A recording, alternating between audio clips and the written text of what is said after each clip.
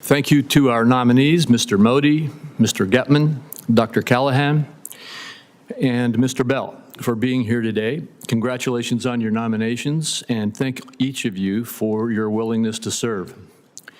We will first hear from Arjun Mody, who is nominated to serve as the Deputy Commissioner of the Social Security Administration. The Deputy Commissioner assists in administering the programs necessary to accomplish SSA's mission, including directing the development of agency policies and procedures, as well as the supervision of agency financial management systems. Mr. Mody has over 20 years of experience in the public sector, most recently as senior Senate staffer for our colleague Senator Barrasso. And I'm confident that his extensive background in government service will allow him to maneuver effectively at the Social Security Administration and assist Commissioner Bisignano in delivering the high-quality service that beneficiaries deserve. Next, we will hear from Jeff Goettman, who is nominated to serve as Deputy USTR for Africa, the Western Hemisphere, Europe, the Middle East, the environment, labor, and industrial competitiveness, a pretty big portfolio. If confirmed, Mr. Goettman will have an array of complex matters in his portfolio. Given his background, he is well qualified to manage these issues. For example, while serving as the Executive Vice President and Chief Operating Officer of the Export-Import Bank, Mr. Goettman assisted small businesses in exporting U.S. capital goods and allowing businesses to stay competitive on the global stage. This experience will serve him well at the USTR, where he will be responsible for ensuring American interests are protected abroad.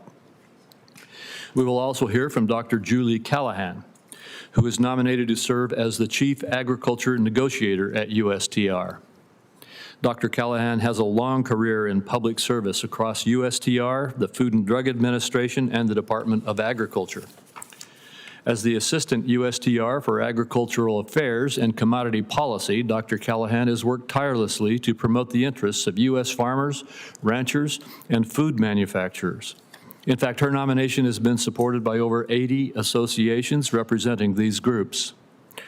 I look forward to working with her, if confirmed, to ensure that the interests of U.S. agriculture are protected in international negotiations. Finally, we will hear from March Bell, who is nominated to serve as the Inspector General of the Health and Human Services Department.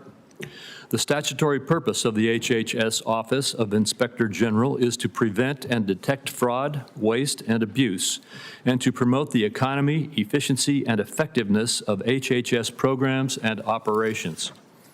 HHS is responsible for administering some of our most significant and wide-ranging programs, such as Medicare and Medicaid. Mr. Bell will need to serve as a principal overseer of these programs, ensuring that American taxpayer dollars are used effectively.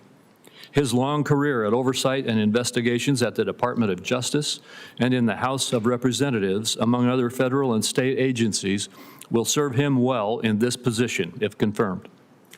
Before closing, I will respond to allegations from my Democratic colleagues that this position is not legally vacant due to President Trump's termination of previous inspector generals.